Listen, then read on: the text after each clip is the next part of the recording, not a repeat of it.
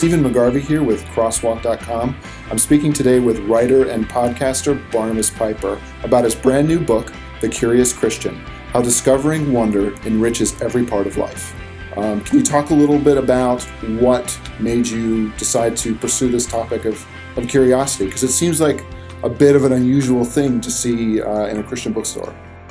Yeah, I hope it's an unusual thing. Being unusual was sort of part of the aim of it, not for the sake of being different, but because it was something that I haven't seen addressed in a way that takes what I think is a pretty nebulous concept. It's not a thing that people think about, but it became something that I had sort of begun to see crop up in interviews that I'd done with various leaders, and they talked about the importance of curiosity in their spiritual life and in their leadership.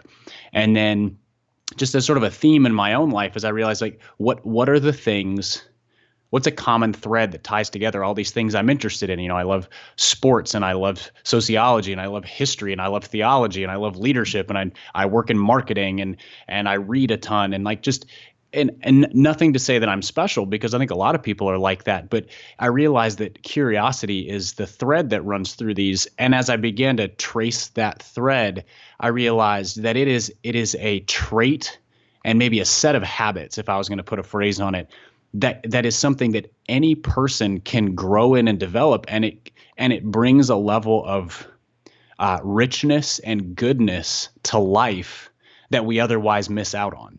It seems like in Christian circles that there's a lot of people present the appearance of having things figured out, especially when we look at social media and how we project ourselves to other people. For yourself, how do you reconcile that idea that, yes, Christians know the truth, we can know the truth, the Bible teaches us that we can, yet we need to have a natural curiosity to sort of figure out the truth and how that applies to our lives.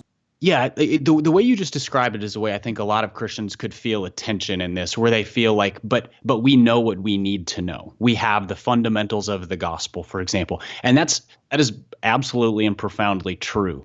But I think to say that is in opposition to curiosity is to fail to recognize the God that we worship, because if God is this, he's infinite, he is profoundly glorious, he is so far beyond anything that we can imagine, and yet we are given the task as followers of Christ to be an image bearer of God. Well, how do we bear an image of an infinite, glorious God who we only know a fragment of a fragment about?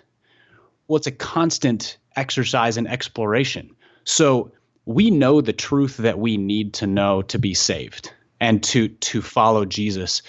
But there is so much that we have yet to discover about God and God's truth. And so I think if a Christian is opposed to curiosity, I kind of fear for them. I look at that and I go, well, you're going to dry up. You're going to get bored. God is going to be boring to you. Like, what do you have to worship on a Sunday morning if you think you know everything there is to know? Yeah, it's almost like an element or an aspect of humility in a Christian life. Yeah, absolutely. Absolutely. So what are some things that in your own life right now that you're curious about and that you're working on? Yeah, no, that's a really good question. So one of the things recently that I've really begun to explore is poetry, and I wanted to do it because it's an art form and it's a creative expression. And as somebody who writes, I want to constantly be figuring how to be better as a writer. And if you can write in a specific form with a specific set of limitations, like a poem has, there's meter and there's rhyme scheme and there's these different things. If you can do that and express something powerfully in it, that's a gift and a talent and a craft. And so I looked at it and I was like, I want to do it as a writer. I want to do it as a reader. So that's one thing. And then another thing recently that I used to love going to movies and just sort of immersing myself in the art of film. And not a film snob, because I love all the Marvel movies and things like that, but just a great story. And so recently, over the last few months, now there's been a rash of fantastic movies that have come out in the last 3-4 months.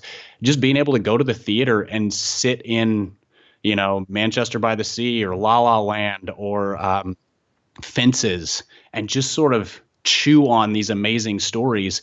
And then the other one would just be travel. I'm going to have a chance this year to go to Israel, and then travel a little bit later in the year. And so just being able to see different places, encounter different cultures, learn about how God made people and cultures in other parts of the world is a thing that, as an American, I have the privilege to be able to do, but I think we often are just pretty American centric. And so being able to see how does the rest of the world work is a really, really important thing.